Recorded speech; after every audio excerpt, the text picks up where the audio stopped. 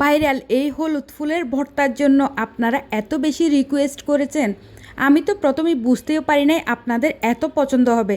এটা খুবই সাদামাটা একটা রেসিপি ছিল বললেই চলে। আমি শখের বশেই আপনাদের সাথে শেয়ার করছিলাম, তার মধ্যে আপনারা অনেক বেশি পছন্দ করেছেন এবং ভালোবাসাও দিয়েছেন। রেসিপিটা আপনাদের রিকোয়েস্ট রাখতে গিয়ে আবার শেয়ার করতেছি। হলুদ ফুলগুলোকে ধুয়ে নিয়ে মাঝখানে একটা হলুদ কালারের কড়ি থাকে, ওটা ফেলে দিয়ে এরপরে ছোটো ছোটো করে কেটে নিলাম। তার মধ্যে পেঁয়াজ কুচি, ধনেপাতা কুচি এবং শুকনা মরিচ টেলে দিয়ে দিলাম, লবণ, সরিষার তেল। ব্যাস, একেবারেই সাদামাটা ছিল বললেই চলে। রীতিমতো রেসিপিটা একেবারে ঝড় তুলেছে বললেই চলে।